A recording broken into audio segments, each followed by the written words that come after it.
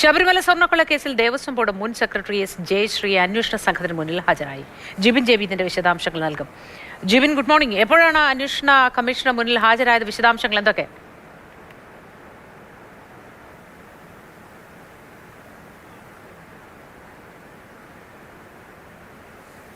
ജിബിന് കേൾക്കാമെന്ന് കരുതുന്നു.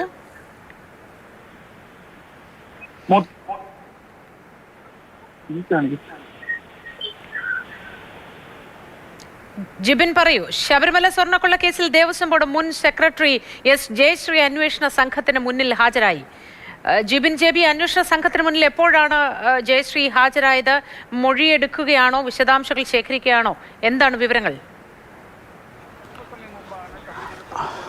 മൂർത്തി, അല്പസമയം മുമ്പാണ് ശബരിമല സ്വർണ്ണക്കൊള്ള കേസുമായി ബന്ധപ്പെട്ട് ഈ സ്വർണ്ണക്കൊള്ള നടന്ന കാലഘട്ടത്തിലെ, അതായത് 2019 കാലഘട്ടത്തിലെ അന്നത്തെ ദേവസ്വം ബോർഡ് സെക്രട്ടറി ആയിരുന്ന എസ് ജയശ്രീ ഇപ്പോൾ അന്വേഷണ സംഘത്തിന് മുന്നിൽ ഹാജരായിരിക്കുന്നത്. 10:10 കൂടിയാണ് ഇവർ ഈഞ്ചക്കയിലുള്ള ക്രൈംബ്രാഞ്ചിന്റെ ഓഫീസിലേക്ക് എത്തിയത്. ഇവർക്ക് ഈ ശബരിമല സ്വർണ്ണക്കൊള്ള കേസുമായി ബന്ധപ്പെട്ട് സുപ്രീം കോടതിയിൽ നിന്ന് നേരത്തെ മുൻകൂർ ജാമ്യം ലഭിച്ചിരുന്നു. അതുകൊണ്ട് തന്നെ ഈ ചോദ്യം ചെയ്യലിന് ശേഷം ഇവരുടെ അറസ്റ്റ് രേഖപ്പെടുത്തി വിട്ടയക്കാനാണ് സാധ്യത കൂടുതൽ.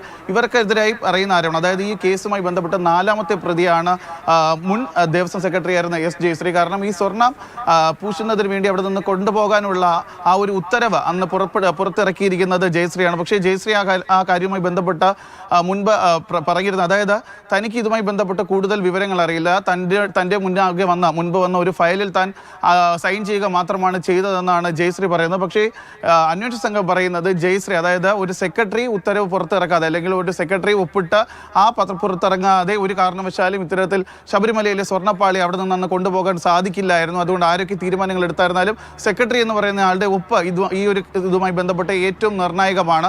അതുകൊണ്ട് തന്നെ സെക്രട്ടറി എന്ന് ഒപ്പ് രേഖപ്പെടുത്തിയത് കൊണ്ട് മാത്രമാണ് ഈ ഒരു ഉത്തരവ് പുറത്തിറങ്ങി പിന്നീട് ശബരിമലയിലെ സ്വർണ്ണപ്പാളികൾ അവിടെ നിന്ന് പുറത്തേക്ക് കൊണ്ടുപോകാൻ ഉണ്ണികൃഷ്ണൻ പോറ്റിക്ക് സാധിക്കുകയും ചെയ്തെന്നാണ് അന്വേഷണ സംഘം പറയുന്നത്. എന്തായാലും ഈ ഒരു കാര്യങ്ങൾക്കിടെയാണ് ഇപ്പോൾ ജയശ്രീ തന്നെ നേരിട്ട് അന്വേഷണ സംഘത്തിന്റെ മുൻപാകെ SITയുടെ ഓഫീസിൽ എത്തിയിരിക്കുന്നത്. കാരണം പലതവണ ഇവരെ കസ്റ്റഡിയിലെടുക്കാനായി അന്വേഷണ സംഘം ശ്രമിച്ചിരുന്നുവെങ്കിൽ പോലും ആരോഗ്യപരമായ പ്രശ്നങ്ങൾ കാരണം പലതവണ അവർ ഈ അന്വേഷണവുമായി സഹകരിക്കാത്ത ഒരു സാഹചര്യമാണ് ഉണ്ടായിരുന്നത്. തുടർന്നാണ് ഹൈക്കോടതി പിന്നീട് സുപ്രീം കോടതിയിലും ഇവർ ജാമ്യാപേക്ഷ നൽകുകയും ചെയ്തത്. ഇതിനിടെയാണ് ഈ ആരോഗ്യപരമായ കാരണങ്ങളൊക്കെ നിരീക്ഷിച്ചുകൊണ്ട് സുപ്രീം കോടതി ഇവർക്ക് ഒരു മുൻകൂർ ജാമ്യം നൽകുന്ന ഒരു സാഹചര്യം ഉണ്ടായിരുന്നത്. ഈ ജാമ്യം ലഭിച്ച അടിസ്ഥാനത്തിലാണ് അന്വേഷണ സംഘം ഇവരോട് മൊഴിയെടുക്കുന്നതിന് വേണ്ടി ക്രൈംബ്രാഞ്ചിന്റെ ഓഫീസിലേക്ക് എത്തണമെന്ന് ആവശ്യപ്പെട്ടിരുന്നത്. ഇന്ന് 10 മണിയോട് കൂടി എത്തണമെന്നായിരുന്നു ആ ഒരു ആവശ്യം. തുടർന്നാണ് ഇന്ന് കൃത്യം 10:10 രാവിലെ 10:10 തന്നെ ഇവർ അന്വേഷണ സംഘത്തിന്റെ ഓഫീസിൽ എത്തിച്ചേർന്ന. അടുത്ത ബന്ധുക്കൾ മാത്രമാണ് ഇവരോടൊപ്പം ഉണ്ടായിരുന്ന ആ ഒരു സമയത്തും. എന്തായാലും ജയശ്രീ ഇപ്പോൾ അന്വേഷണ സംഘത്തിന് മുന്നിലാണ്.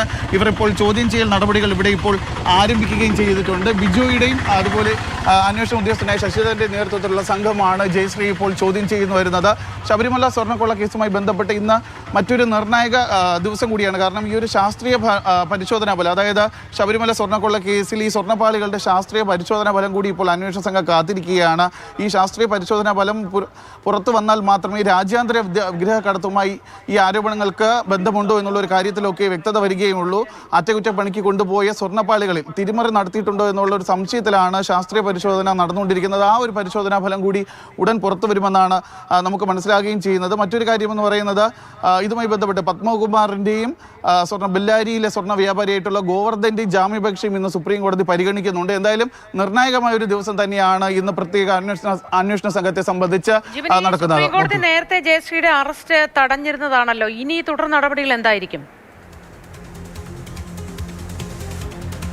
മൂർത്തി, ഇന്നത്തെ നടപടിക്രമങ്ങൾ എന്ന് പറയുന്നത്, അതായത് സുപ്രീം നേരത്തെ തന്നെ പറഞ്ഞത്, അതായത് ഈ ജയശ്രീ ഈ കാലഘട്ടത്തിൽ ശബരിമലയിൽ സ്വർണ്ണക്കൊള്ള നടന്ന കാലഘട്ടത്തിലെ ദേവസ്വം സെക്രട്ടറി ആയിരുന്നു ജയശ്രീ എന്ന് പറയുന്നത്. അതുകൊണ്ട് തന്നെ ജയശ്രീ ഒപ്പിട്ട് പുറത്തിറക്കിയ ആ ഒരു ഉത്തരവ് പ്രകാരമാണ് അന്ന് സ്വർണ്ണപ്പാളി ഇവിടെ നിന്ന് കൊണ്ടുപോവുകയും ചെയ്തിട്ടുള്ളത്. അപ്പോൾ ജയശ്രീയോട് ഈ ഉത്തരവിൽ ഒപ്പിടാൻ പറഞ്ഞത് ആരാണ്, അല്ലെങ്കിൽ ഇത്തരത്തിലുള്ള ഒരു നിർദ്ദേശം നൽകിയത് ആരാണെന്നാണ് പ്രത്യേക അന്വേഷണ സംഘത്തിന് പ്രധാനമായും അറിയാനുള്ളത്.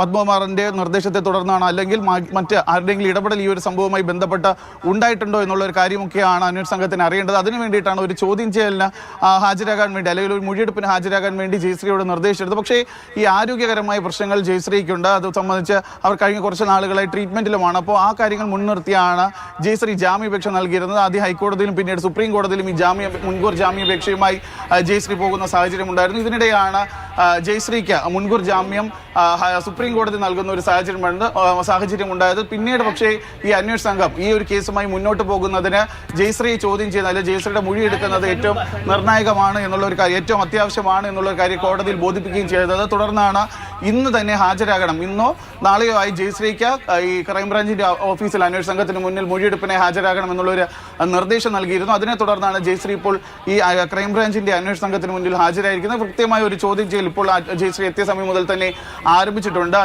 അന്വേഷണ ഉദ്യോഗസ്ഥരായ ബിജുവിന്റെയും ശശിധരന്റെയും നേതൃത്വത്തിലുള്ള സംഘമാണ് ഇവരെ ചോദ്യം ചെയ്യുകയും ചെയ്യുന്നത്. എന്തായാലും ഇന്ന് മൊഴിയെടുപ്പിന് ശേഷം ഒരു അറസ്റ്റ് ഉണ്ടാകാനുള്ള സാധ്യത കുറവാണ്. അങ്ങനെ ഒരു അറസ്റ്റ് ഉണ്ടായാൽ പോലും മുൻകൂർ ജാമ്യം നിലനിൽക്കുന്നതിനാൽ തന്നെ അവരെ അറസ്റ്റ് രേഖപ്പെടുത്തി ജാമ്യത്തിൽ വിടാനുള്ള ഒരു സാഹചര്യമാണ് നിലവിലുള്ളത്. മോത്തി.